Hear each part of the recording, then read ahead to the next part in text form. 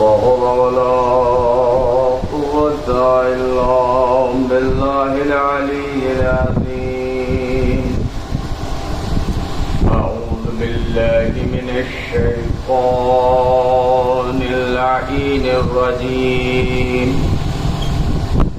بسم الله الرحمن الرحيم.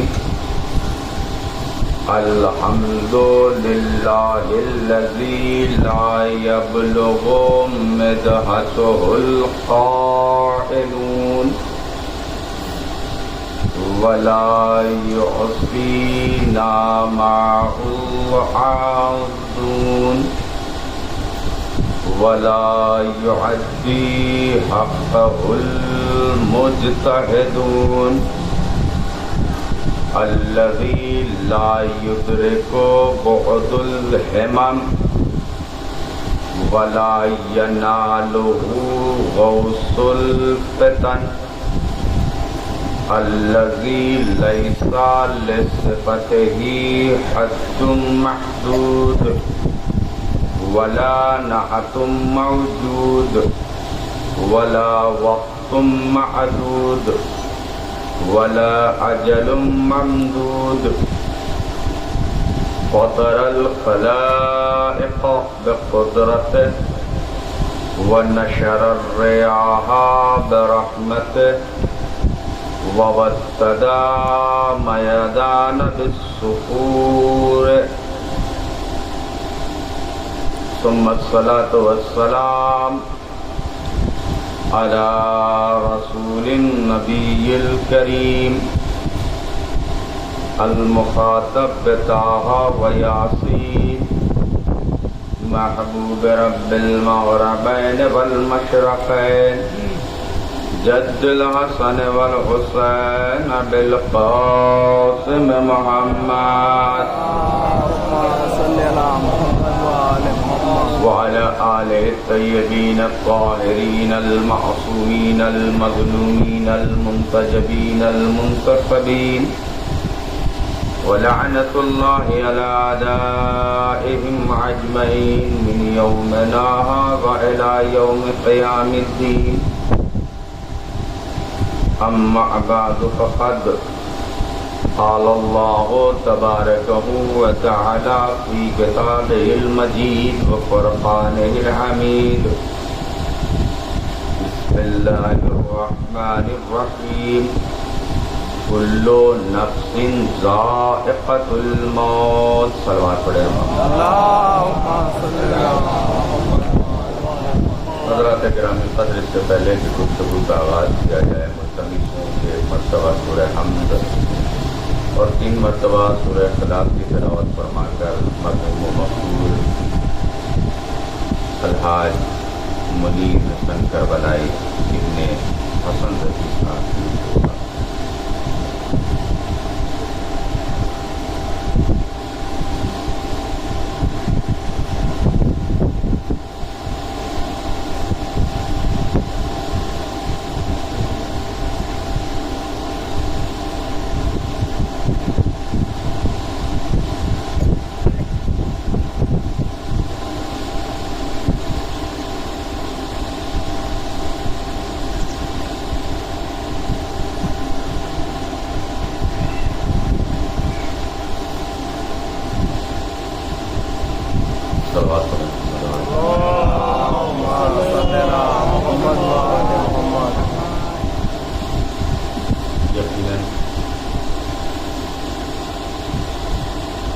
موت ایک ایسی حقیقت ہے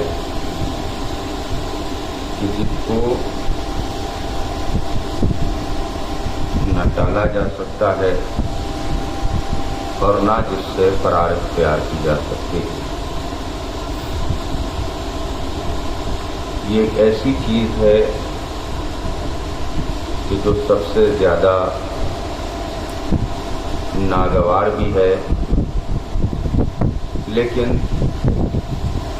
کوئی انسان اس کائنات میں ایسا نہیں ہے کہ جو اس چیز سے کسی بھی طرح سے اپنے آپ کو بچا.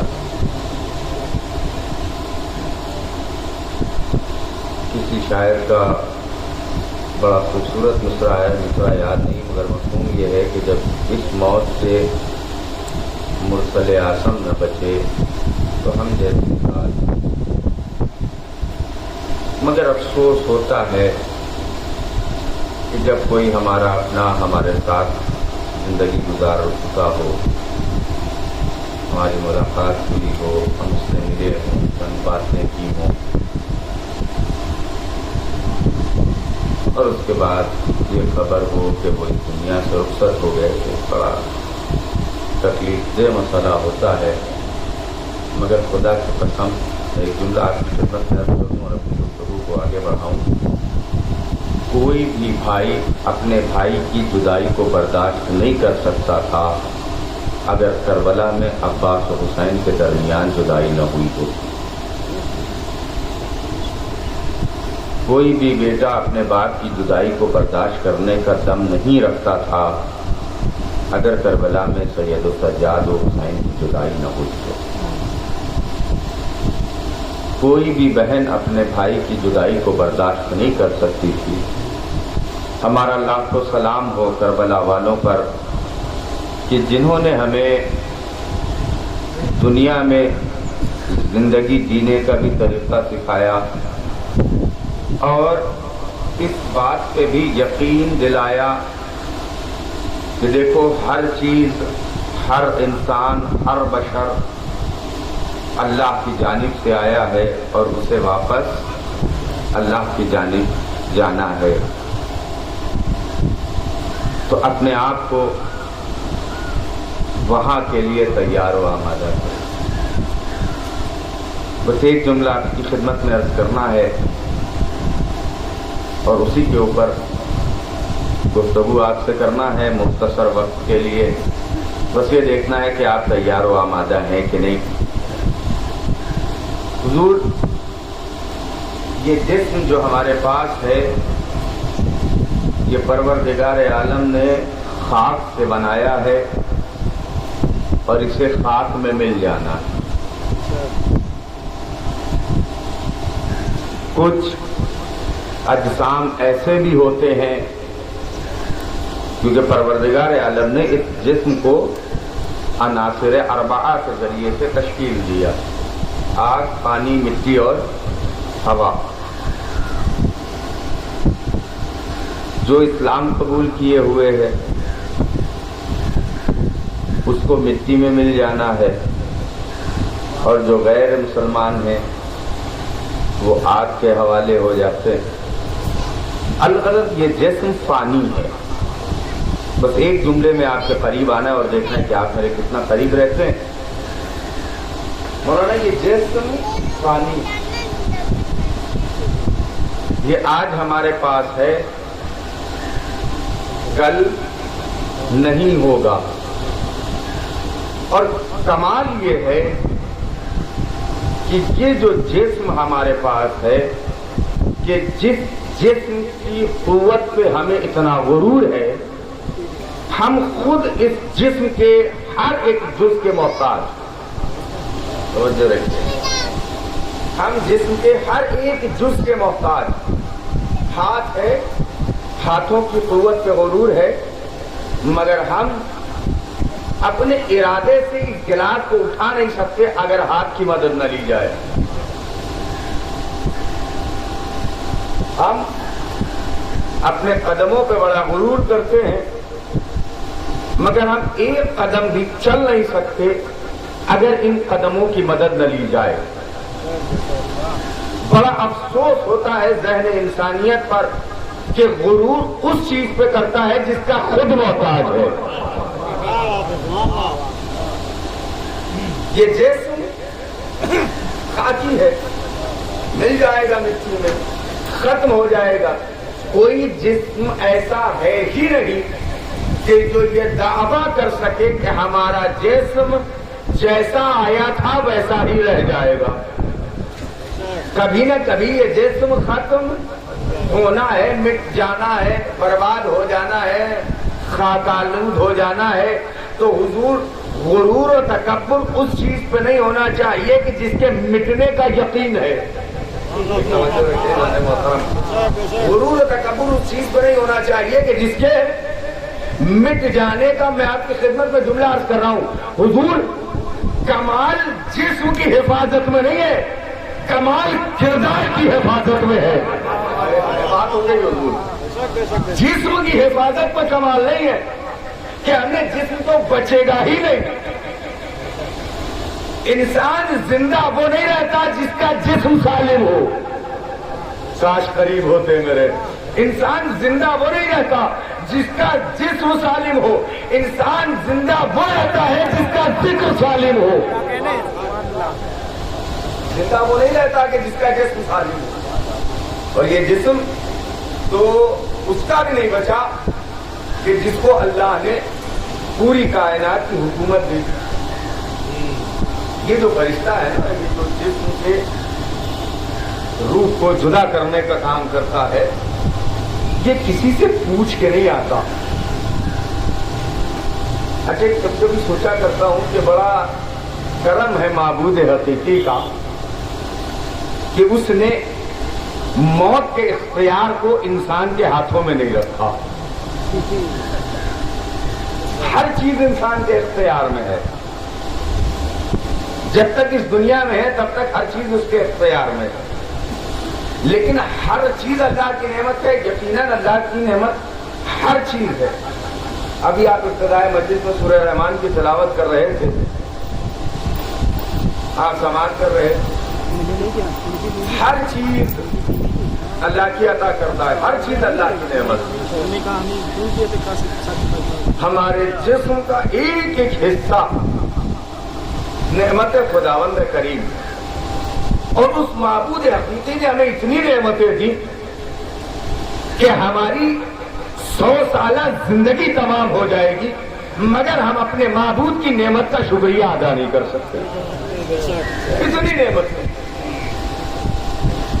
اور نعمتوں کی دو قسمیں ہوتی ہیں، ایک ظاہری نعمتیں ہیں، ایک باطنی نعمتیں. ظاہری نعمتیں کیا ہیں؟ یہ ہاتھ، یہ پیر، یہ آنکھ، یہ ناک، یہ کان. یہ کیا ہے؟ یہ انسان کے جسم کی ظاہری نعمتیں کہ جن سے وہ فائدہ لیتا ہے، جن کا وہ استعمال کرتا ہے. مگر حضور ان ظاہری نعمتوں کے ہلکا سا منقطع ہونے پہ محتاج ہو جاتا ہے. ہاتھ نعمت ہے لیکن اگر کٹ جائے تو اب تک جو کام آسان تھا وہ مشکل ہو گیا. حضور ظاہری نعمتیں وہ ہے کہ جو جب تک ہے تب تک فائدہ دیتی ہے. بھائی توجہ رکھیے گا، ایسا نعمتوں میں قریب آ گیا. ظاہری نعمتیں وہ ہیں کہ جو جب تک ہے تب تک فائدہ دیں گی. مگر باطنی نعمتیں وہ ہیں کہ ہو یا نہ ہو، دکھے یا نہ دکھے مگر فائدہ دیں گی. ظاہری نعمت ہے ہاتھ، ہے تو فائدہ دے گا. یعنی دنیا میں جب تک ہو تب تک یہ ہاتھ فائدہ پہنچا رہا ہے. باطنی نعمت ہے نماز. دنیا میں ہو تو بھی فائدہ پہنچائے گا، دنیا میں نہیں ہو تو بھی فائدہ پہنچائے گا. حضور اور سب سے بڑی بات ظاہری نعمت ہے یہ چہرہ. جب تک ہے لوگ تعریف کر رہے ہیں، لیکن باطنی نعمت ہے اخلاق. ہو وہ بھی فائدہ، نہیں ہو چلے گئے نام باقی ہے. میں نے عرض کیا نا آپ کی خدمت میں، جسم مٹتا ہے، نام نہیں مٹتا، کردار نہیں مٹتا. آپ اگر کوئی کردار ہی اتنا بگاڑ لے، کسی کا کردار ہی پستیوں میں چلا جائے. اگر میں کر رہا تھا کہ یہ موت کسی کو بخشنے والی نہیں، اور خدا کا شکر ہے کہ اس نے اس موت جیسی عظیم نعمت کو انسانوں کے ہاتھوں میں نہیں رکھا، ورنہ یہ اسے بھی منع کر دیتے. جو انسان اپنے معبود کی نعمتوں کا شکریہ نہیں ادا کر سکتا، وہ موت کی عظیم نعمت کو قبول کیسے کرے گا؟ اب آپ کے ذہنوں میں بات چل رہی ہوگی کہ حضور موت تو بڑی سخت چیز ہے، یہ تو ہر کسی کو ڈرا دیتی ہے. اور آپ بار بار کہہ رہے ہیں موت عظیم نعمت ہے، موت عظیم نعمت ہے، موت عظیم نعمت ہے. بھائی پوری توجہ رکھیے گا میرے نوجوانوں. ارے موت اتنی سخت چیز ہے، ہر انسان اس سے گھبراتا ہے. اور آپ کہہ رہے ہیں کہ موت عظیم نعمت ہے. اجازت کے ساتھ مولانا تشریف فرمائیں. آپ کہہ رہے ہیں موت عظیم نعمت ہے، ہر انسان اس کے آنے سے گھبراتا ہے. ہم نے کہا حضور اس موت کے آنے سے گھبراتا وہ ہو جسے زندگی سے پیار ہو. ایک بات پہنچی نہیں شاید. موت کو نعمت وہ نہیں مانتا ہے جسے زندگی سے پیار ہو. اور حضور ہم تو جیتے ہی ہیں ایسے چہروں کی زیارت کے لیے کہ جن کا دیدار ہی موت کے بعد ہوگا، جن کا دیدار ہی موت کے بعد ہوگا. ہم موت کو ہلاکت نہیں سمجھتے، ہم موت کو دیدار امیر کائنات سمجھتے ہیں. اس لیے موت ہمارے لیے زحمت نہیں رحمت ہے. موت رحمت نہیں ہے، موت رحمت ہے. اور ہم تو ایسوں کی تحریر کے گداگر ہیں کہ جنہوں نے ہمیں یہ بتا دیا کہ دیکھو یہاں آئے ہو تو یہ نہ سمجھنا کہ یہ تمہاری ملکیت ہے، تم یہاں کام کرنے کے لیے آئے ہو. یہ دنیا تمہاری امتحان گاہ ہے. امام فرماتے ہیں الدنیا مزرع الآخرہ، دنیا آخرت کی کھیتی ہے. تم یہاں کے لیے نہیں آئے ہو، تم وہاں کے لیے آئے ہو. بھائی توجہ رکھیے گا، تم یہاں کے لیے نہیں آئے ہو، تمہارا وجود یہاں ہے. اپنے جسم کو اپنے ظاہر کو آراستہ کرنے کے لیے کام مت کرو، اپنے باطن کو آراستہ کرو اور تیار کرو. کردار سجاؤ، کردار آمادہ کرو. صرف ایسے عمل نہ کرو کہ دنیا میں پہچانے جاؤ، بلکہ ایسے عمل کرو کہ دنیا میں بھی پہچانے جاؤ، آخرت میں بھی پہچانے جاؤ. بھائی کردار اگر اچھا نہ ہوتا تو لوگ جنازوں میں بھی شریک ہونا پسند نہیں کرتے. اب مجھے انصاف سے بتاؤ، لوگ کسی کے جنازے میں بھی ہونا پسند نہیں کرتے اگر کردار اچھا نہ ہو.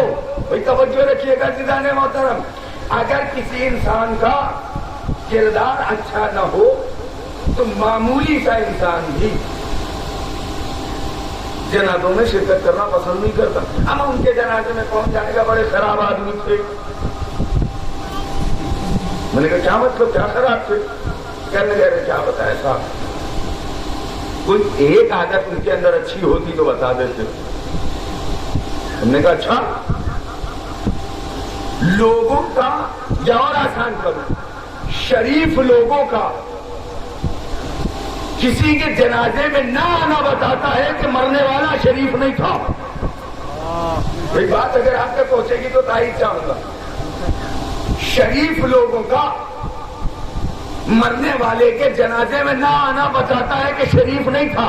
اب اسی بات کو پلٹ دیجئے، کوئی توجہ اور نہیں کیا آپ نے. شریف لوگوں کا جنازے میں نہ آنا بتاتا ہے کہ مرنے والا شریف نہیں تھا. اب ذرا سا پلٹ دیجئے، کائنات کی سب سے شریف ہستیوں کا جنازے میں آنا بتاتا ہے کہ مرنے والا مومن تھا. فرش ادا پہ رسول کی بیٹی کا آنا بتاتا ہے کہ مرنے والا عزادار ہوتا. صلوات محمد والے حضور، جس مر جائے غم نہ کرو، مگر کردار نہیں مرنا، نام نہیں مرنا چاہیے. خود کے نام کو، خود کے کردار کو اتنا بلند کرو کہ دنیا میں کسی کے اتنی حیثیت نہ رہ جائے کہ وہ تمہارے نام کو مٹا. ابھی ہمارے بھائی نے ایک دوسرا پڑھا تھا بس اسی مصرے کے ماتحت میں نے مکمل گفتگو کو سمیٹا. اپنے آپ کو اس بلندی میں پہنچاؤ کہ دنیا چاہے جتنی بھی کوشش کرے مگر تمہارے نام کو نہ مٹا پائے. ہو سکتا ہے کسی کے پاس اقتدار ہو، طاقت ہو، تلوار ہو، لشکر ہو، فوج ہو، وہ تمہارے جسم و سر میں جدائی تو کر دے. نہیں پہنچے آپ. تمہارے جسم و سر میں جدائی تو کر دے مگر تمہارے نام کو رہتی دنیا تک مٹا نہ پائے. بھائی کردار ایسے بلند کرو کہ سر کٹے 61 ہجری میں زندہ رہو 14 سال والے سلام پر مل کے محمد والے. اپنے کردار کو ایسے بلند کرو مل کے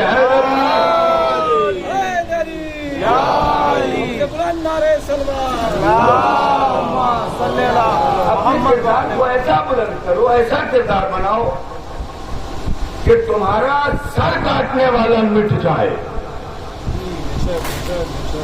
آج بڑی کوششیں ہو رہی ہیں نا کہ کسی طرح سے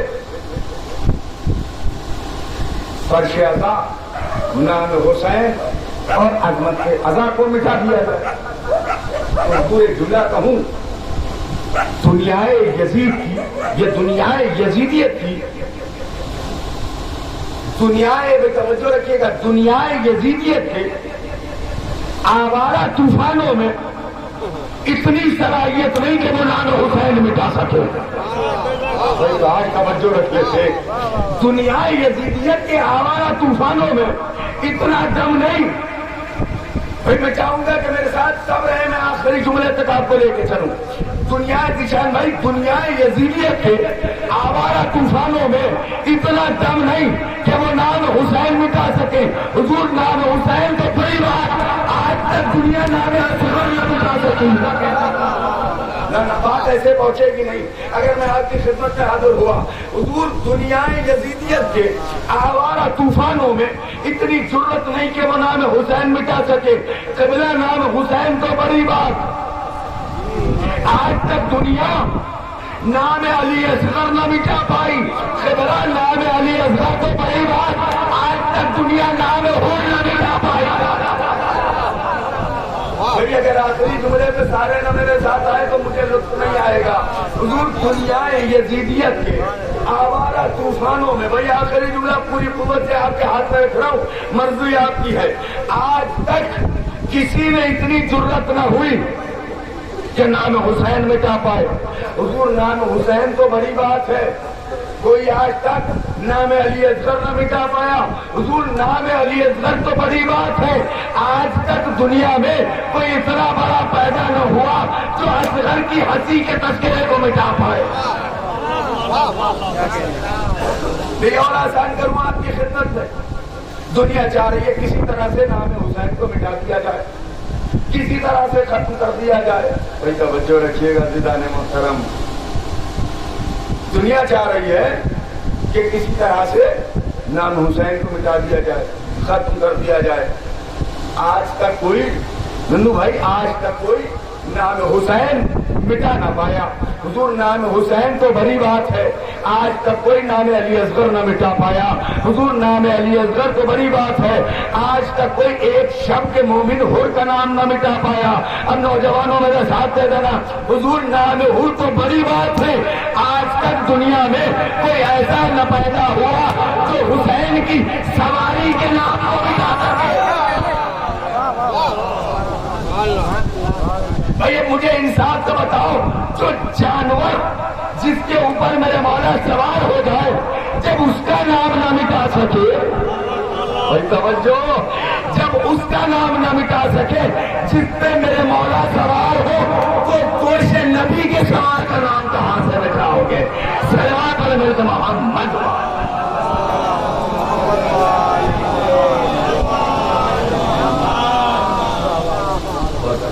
کوششیں ہیں مٹانے کی، ختم کر تو نام ایسا زندہ رکھو کہ کوئی مٹا نہ پائے، کوئی ختم نہ کر پائے. کوششیں کرتے رہیں. اچھا افسوس تو یہ ہے کہ ابھی تک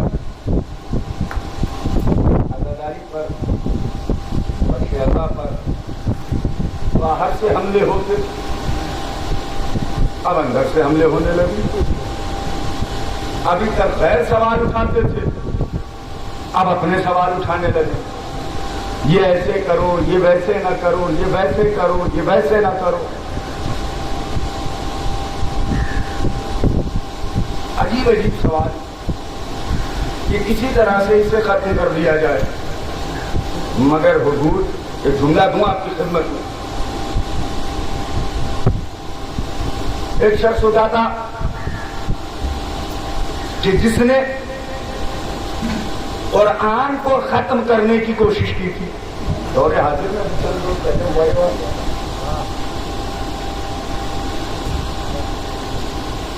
بڑی آہستہ سے آپ کی خدمت میں حاضر ہوں. ایک شخص ہوتا کہ جس نے قرآن کو ختم کرنے کی کوشش کی. اس نے خیال یہ کیا کہ اگر میں نے 26 آیتوں پہ اعتراض کر دیا تو سب کو مکمل کتاب پہ شک ہو جائے گا. بھائی ذہنیت یزید والی تھی.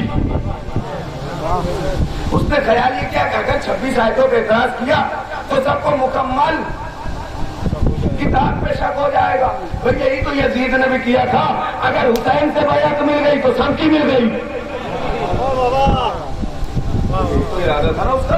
اور یہاں بھی اگر 26 آیتوں پہ تو مجھے کہنے دو حضور 26 آیتوں کا انکار کرنے والا، 26 آیتوں پہ اعتراض کرنے والا آج کیا کہہ رہا ہے؟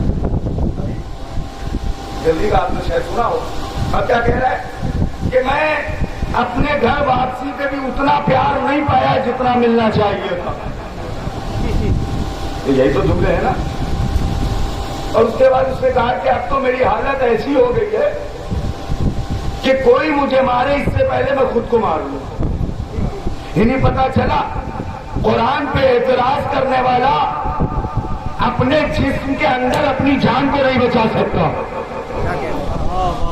قرآن پہ اعتراض کرنے والا تو مجھے انصاف سے بتاؤ جو قرآن مٹانا چاہے وہ خود اپنے کو نہ بچا سکے، وہ جو وارثین قرآن کو بچانا چاہے گا.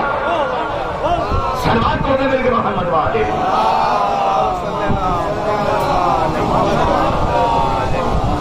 جسم مرتا ہے، نام باقی رہتا ہے. اللہ اکبر. اور ایسا باقی رہتا ہے کہ پھر کوئی اسے مٹا نہیں. اور مٹائے بھی کیسے؟ کوئی مٹایا تو اسے جا سکتا ہے نا جسے انسانوں نے بچایا ہو، یا جسے بچانے کے لیے انسان کوششیں کر رہا ہو. کیونکہ انسان اسے کہتے ہیں کہ جو طاقتوں سے ڈر جاتا، جو لاہ لشکر دیکھ کر کے خوف زدہ ہو جاتا ہے. مگر جسے خالق انسان بچا رہا ہو تو انسان نہیں بچا رہا. تو یہ تصور نہ کرنے لگ جائے کہ ہمارے وجود کی بنا پر ان مجلسوں کا وجود ہے، ہمارے وجود کی بنا پر فرش اعضا کا وجود ہے. ہم ہیں تو یہ فرش اعضا ہے، تو یہ مجلسیں ہیں. میں نے کیا تھا شاید اسی موضوع میں کسی مجلس میں، یہ مجلسیں تو اتنی باوقار ہیں کہ ہم ہوں یا نہ ہوں یہ ہوں گی. اور یہ مجلسیں تو اتنی عظیم ہیں کہ ہمارے جانے کے بعد ہمارے لیے بھی چند ہوں گی.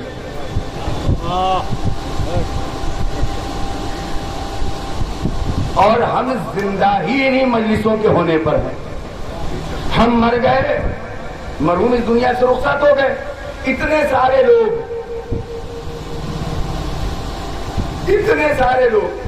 مجلس میں شرکت کرنے کے لیے آئے.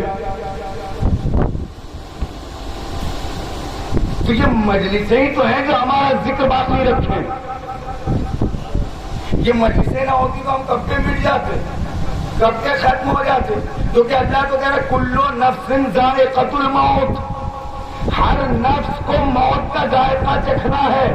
بھائی توجہ رکھیے گا، ہر نفس کو موت کا ذائقہ چکھنا ہے۔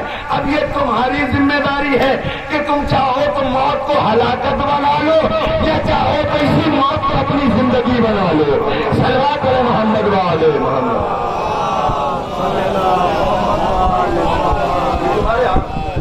چاہے تو اسی موت کو ہلاکت بنا لو، یہ مت سوچنا کہ یہ موت تمہیں چھوڑ دے۔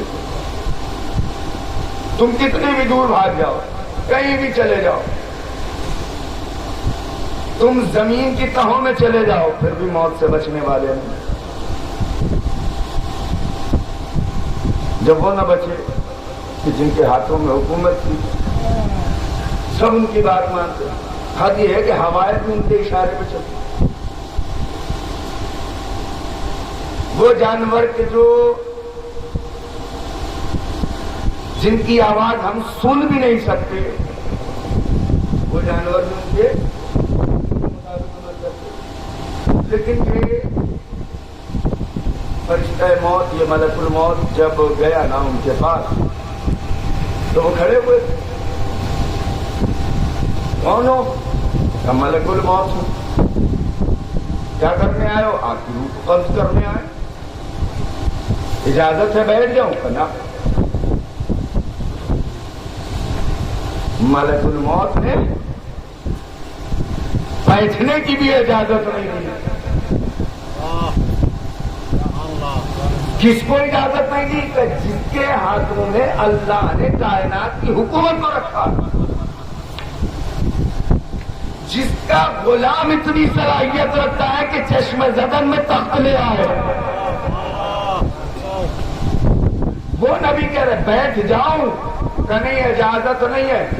بھائی توجہ رکھیے گا، میں نے کہا پروردگار قانون بدل کیسے گیا؟ میں نے غور کیا، میں نے کہا معبود قانون بدل کیسے گیا؟ یہ فرشتہ تو کائنات کی حکومت رکھنے والے کو بیٹھنے کی اجازت نہیں دیتا، کہ یہ قانون ہے اللہ کا حکم لے کے آیا ہوں، بیٹھنے بھی نہیں دوں گا۔ میں نے کہا قانون بدل کیسے گیا؟ آج یہ نبی کو بیٹھنے نہیں دے رہا ہے، کل نبی کی بیٹی سے اندر جانے کی اجازت تو رکھ رہا۔ معبود قانون بدل کیسے گیا؟ کہ نہیں تم نے غور نہیں کیا، سلیمان اس نبی کو کہتے ہیں جس کے ہاتھوں میں دنیا کی حکومت ہے، سیدہ اس بی بی کو کہتے ہیں جس کے صدقے میں دنیا بنائی گئی۔ صلوات پڑھیں محمد والے۔ تو ان کا تقابل کسی سے کرنے کی کوشش نہ کرو، بس اگر اپنی موت کو زندگی میں بدلنا ہے تو اپنے آپ کو ان سے جوڑے رہو، ان کے نقش قدم پہ چلتے رہو،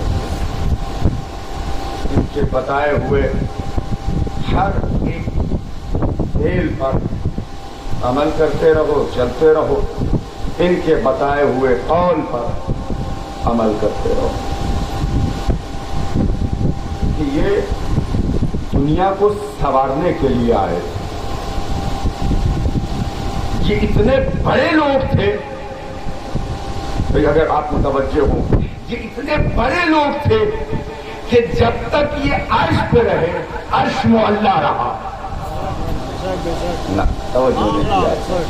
یہ اتنے بڑے لوگ تھے جب تک یہ عرش پر رہے عرش معلّہ رہا، جیسے ہی کربلا آ گیا کربلا معلّہ ہو گئی۔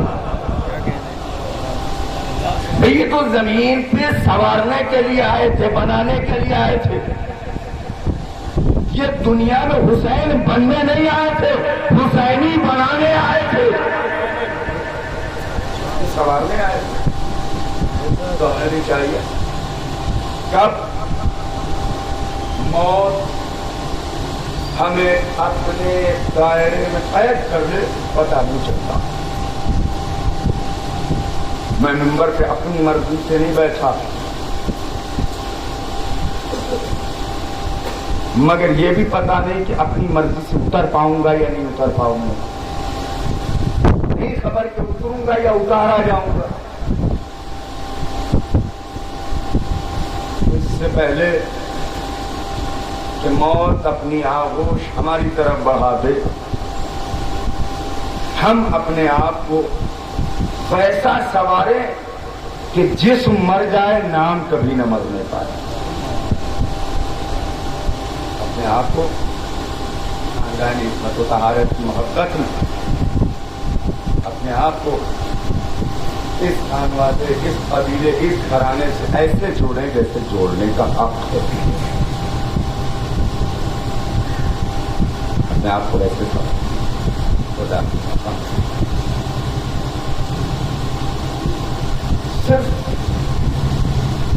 ان لوگوں نے اپنا ہی نام باقی نہیں رکھا، بلکہ جو ان سے جڑ گیا اس کا بھی نام باقی. ایک معمولی سا جوتا سینے والا شخص جندب ابن جنادہ ان کی دہلیز پہ آ گیا تو انہوں نے اس کو ایسا سنوارا کہ آج کائنات اسے ابوذر کے نام سے جانا.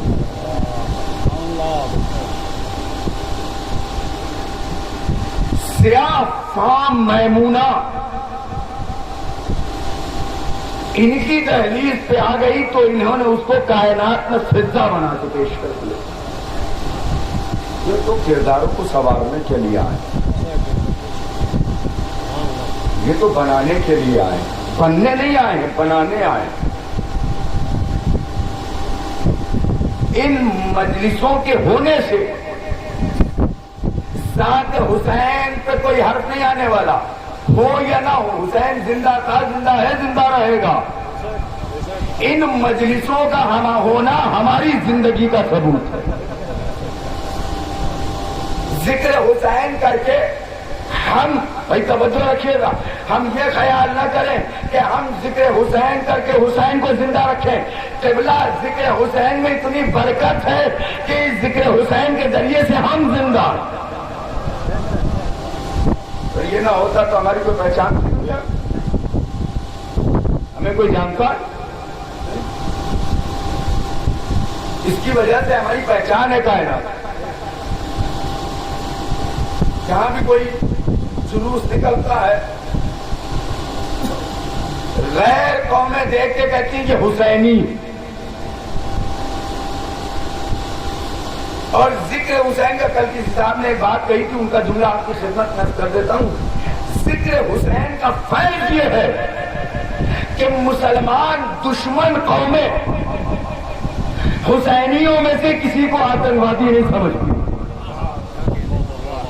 جو اس لیے کہ جانتی ہیں یہ ان کے ماننے والے ہیں جن کا کام ہی دنیا سے آتنکواد کو ختم کرنا ہے. اس کا مطلب جو ہوا، لیکن حضور بڑی معذرت کے ساتھ عرض کروں، اگر کسی کو عہدہ بڑھا دیا جاتا ہے تو اس کی ذمہ داری بھی بڑی ہو جاتی ہے. بس آخری بات اور اپنے مسئلہ، اگر کسی کا عہدہ بڑا ہوتا ہے تو اس کی ذمہ داری بھی بڑی ہوتی ہے. میں نے کیا تھا، شاید کسی مجلس میں دوہرا دے گا. اگر کسی ایک محکمے میں ایک ملازم ہو، ایک بڑا سا آفس ہے، اس میں ایک شخص کو رکھا گیا ہے پانی پلانے کے لیے، صفائی کرنے کے لیے، جسے پیون کہتے ہیں. کتنی ذمہ داری ہے اس کے اوپر کہ اگر اس کمپنی کے پروڈکٹ میں کوئی خرابی آ گئی تو سب جا کے پیون کو پکڑیں گے یہ کیسے خراب ہوگی، کیسی بات ہے. اس کو کوئی سوال بھی نہیں کرے گا، اس کا کام تو پانی پہ لانا ہے. میں نے کہا پھر اگر کمپنی کے پروڈکٹ میں کوئی خرابی ہوئی تو کمپنی کے مالک کو پکڑا جائے گا. میں نے کہا مالک نے تو بنایا نہیں، بنایا مزدوروں نے، تو مزدوروں کو پکڑو، مالک کو کیوں پکڑ رہے ہو؟ کہ نہیں آپ کو نہیں پتا جس کا عہدہ جتنا بڑا، غور نہیں کیا آپ نے، اس کی ذمہ داری اتنی بڑی. اب اللہ نے اگر ہمیں کائنات کو حسینی بنا کر سب سے بڑا عہدہ دیا تو ہماری ذمہ داری بھی بہت بڑی. کیا مطلب؟ ہم نے کہا حضور وہ قومیں، وہ لوگ جو صرف امام مظلوم کربلا کے بارے میں اتنا جانتی ہیں کہ وہ مسلمانوں کے رسول کے نواسے، بس اب اگر وہ یہ جاننا چاہیں کہ مسلمانوں کے رسول کے نواسے کا کردار کیا تھا، تب ان کے پاس اتنی صلاحیت تو ہے نہیں کہ وہ کتابیں پڑھ کے کردار حسین کو اپنی نظروں میں لا سکتے. کہ پھر وہ کیسے لائیں گے؟ کہ آپ کو نہیں پتا جو اس نام کی دنیا میں نمائندگی کر رہے ہیں ان کے کردار کو دیکھنا شروع کرو، پتہ چل جائے گا حسین کیسے. جب ہم جلوس لے کے لوگ نکلتے ہیں اور لوگ ہماری طرف دیکھتے ہیں، اور جب ہم پیاسوں کو پانی پلاتے ہیں، مظلوموں کی مدد کو جاتے ہیں، اللہ کی عبادت کو انجام دیتے ہیں، تو لوگ فوراً سمجھ جاتے ہیں اچھا جن کا چاہنے والا ہے خدا. جب چاہنے والے کا کردار اتنا بلند ہے تو تصور کرو جن کو یہ چاہتا ہے، جن کو یہ مانتا ہے، ان کا کردار کتنا بلند ہوگا. لیکن اس کے برعکس لے لیجیے، اذان ہو رہی ہے، ہم عبادت الہیہ سے غافل، اپنے بستر پہ آرام، اور دیکھنے والا اگر دیکھے گا کہ ارے مؤذن بلا رہا ہے، یہ سو رہا ہے. تو میں نے عرض کیا نا کہ جس کا عہدہ جتنا بڑا اس کی ذمہ داری اتنی بڑی. ہم جس اعتبار سے ہم جو کردار غیر مسلمانوں کو دکھائیں گے وہ اس کردار کے ذریعے سے کردار حسینیت کی عکاسی کرتے چلے جائیں. ہمارے اوپر اب ہے کہ ہم کون سا حسین دنیا کو پہچانوائیں. جو واقعی حسین ہے وہ دنیا کو پہچانوائے، یا جو حسین ہم نے اپنے اعتبار سے بنایا ہوا ہے وہ حسین دنیا کو پہچانوائے.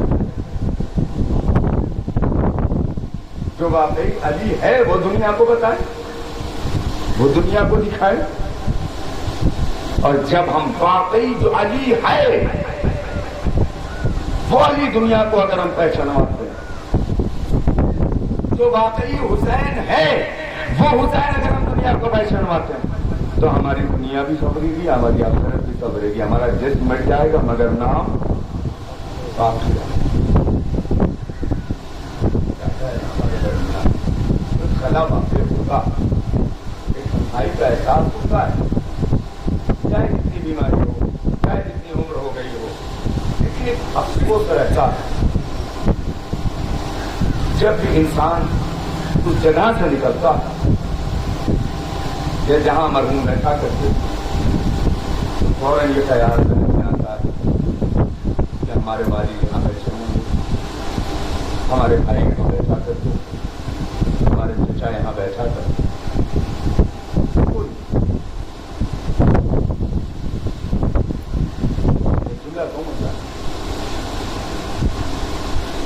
بات ایسی ذہن میں آ گئی جب عارف پڑھنا نہیں چاہتا.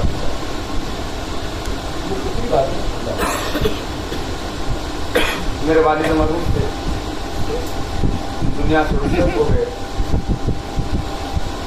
جیسے ہی میں قریب سے پہنچتا تھا کہ جہاں ان کا پلنگ ہوا کرتا تھا، جہاں وہ بیٹھا کرتے تھے، جہاں ان کی کرسی ہوا کرتی تھی، خدا کی قسم جو بات آئی ہے بہن وہ کیسے میں پہنچ فوراً یہ خیال ہوتا تھا وہ میرے والد بیٹھا کرتے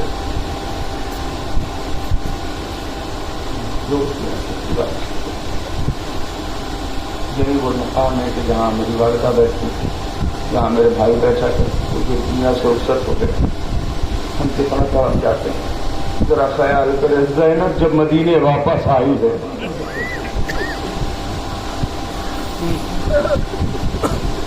تو کیسے برداشت کیا ہوگا. جب جناب زینب محلہ بنی ہاشم میں پہنچی ہوں گی نا تو میرا دل کہتا ہے اس میدان کو جہاں بچے کھیلا کرتے تھے دیکھ کے کہتی ہوں گی یہ وہی میدان ہے جہاں میرے آنو محمد کھیلا کرتے تھے، یہ وہی کمرہ ہے جہاں میرے آنو محمد سویا کرتے تھے، یہ وہی مسجد ہے جہاں میرا بھیا حسین نماز پڑھا کرتا تھا.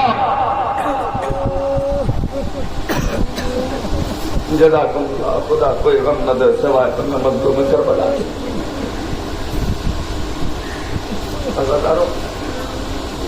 ایام عزا چل رہے ہیں. ایام عزا کا آخری دن ہے. آج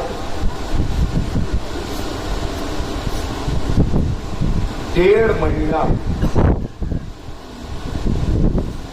مجالس حسین کو برپا کرتے ہوئے ہو گیا. یعنی کم از کم 45-46 دن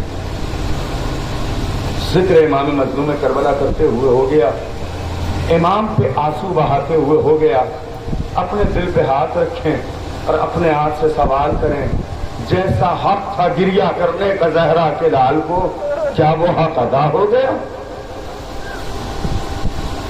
اگر سال سوات کی مجلس ہے، مجھے یاد ہے جب اسی مقام پہ میں مجلس خطاب کیا کرتا تھا، مرحوم آگے بیٹھتے تھے اور مسائل فکریا کرتے تھے، رویا کرتے تھے. پروردگارہ تیری بارگاہ میں بس دعا یہ ہے میرے معبود، جتنے بھی آنسو غم حسین میں ان کی آنکھوں سے نکلے ہوں، ان آنسوؤں کے صدقے میں ان کے گناہان کبیرہ اور صغیرہ کو معاف کر.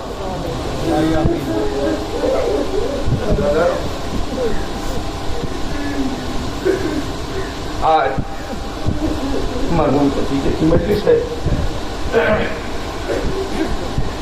میں جب آیا تھا، مرحوم کے بیٹے نے ایک بات بتائی کہ مولانا جب میرے والد اس دنیا سے رخصت ہوئے اور ہم انہیں سفر آخرت کے لیے لے کے جا رہے تھے تو بہت سارے لوگ آئے تھے جنہوں نے ہمارے والد کو گانا دیا. فوراً خیال گیا ایک ادادار کے جنازے کو منزل تک پہنچانے کے لیے اتنے لوگ، مگر ہائے رے سید سجاد کی مجبوری، باپ کا جنازہ پڑا ہوا ہے، نہ کوئی غسل دینے والا ہے، نہ کوئی کفن پہنانے والا ہے، ایک جوان بیٹا ہے مگر اتنا مجبور، ہاتھوں میں ہتھکڑیاں ہے، پیروں میں بیڑیاں ہے، کمر میں لنگر ہے، گردن میں خاردار توق ہے، اور ایک جملہ کہہ کے باپ کے جنازے سے جائے، بابا مجھے معاف کرنا، اتنا مجبور ہوں کہ آپ کو کفن نہیں دے سکتا.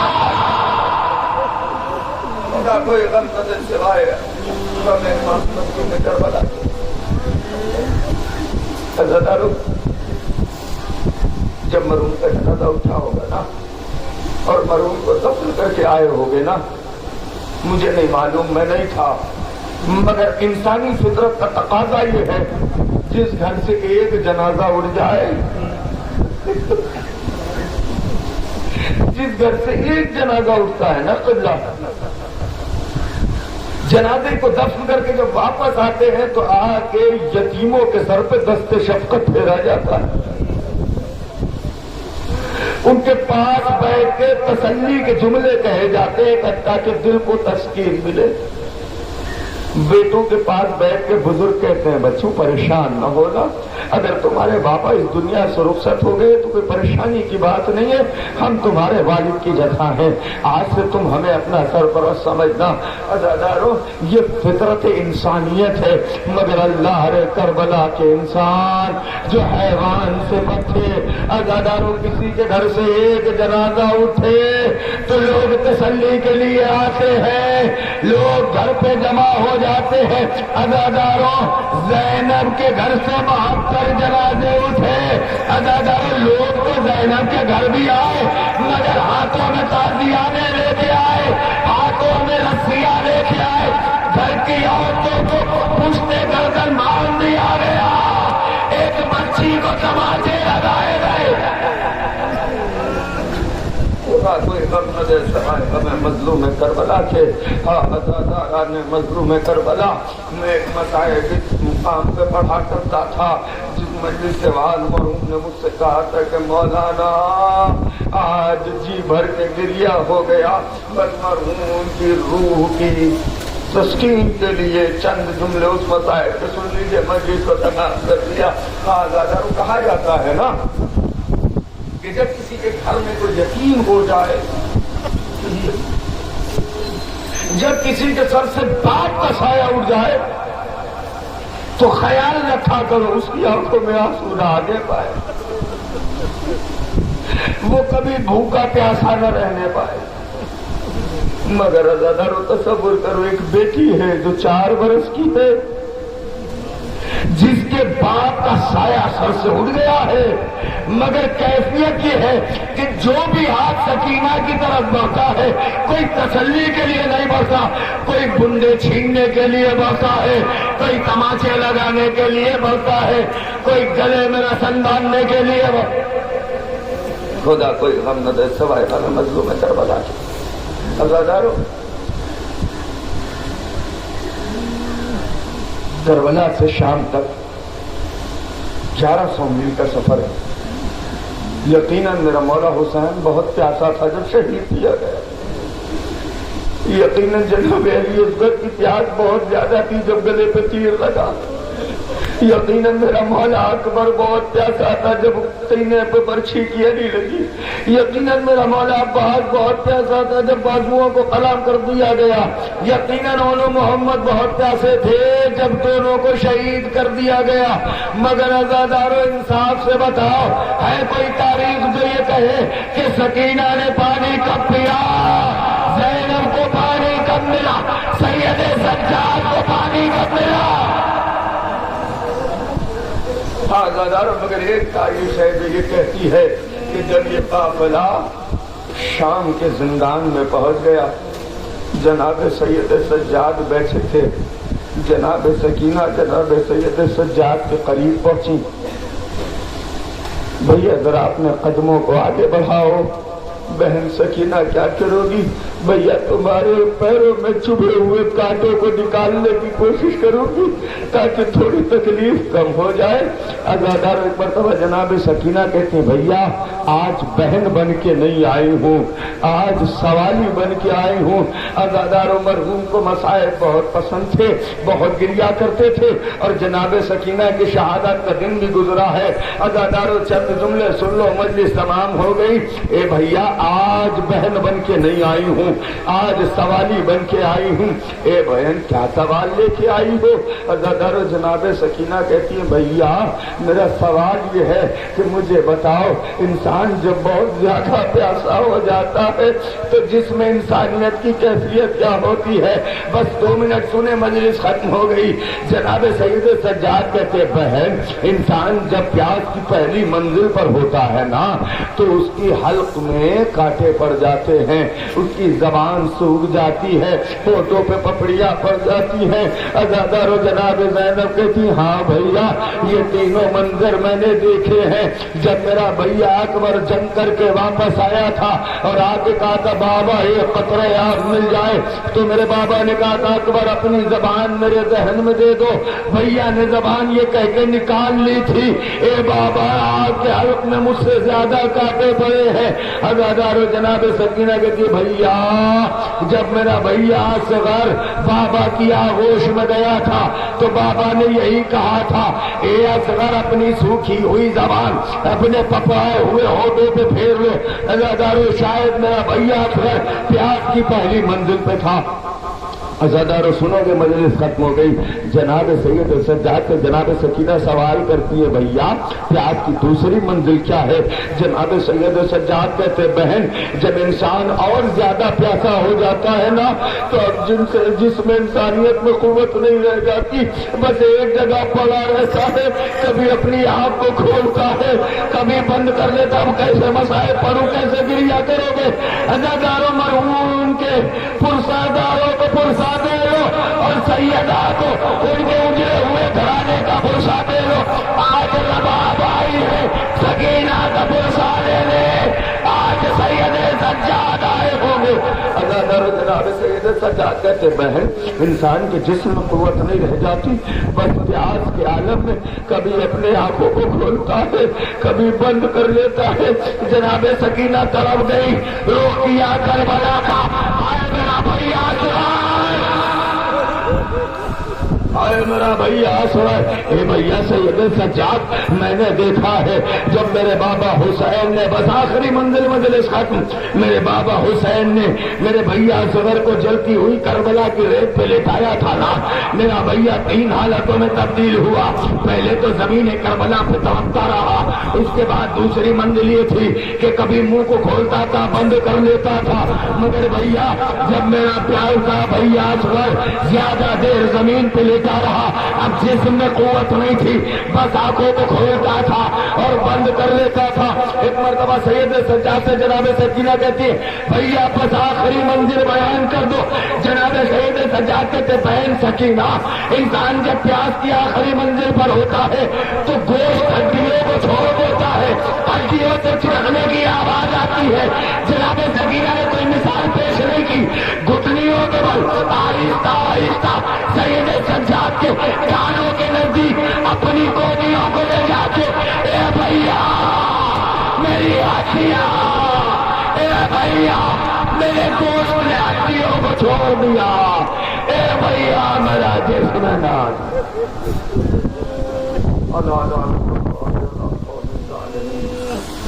سيعلم الذين أي منقلب ينقلبون ربنا تقبل منا إنك أنت السميع العليم۔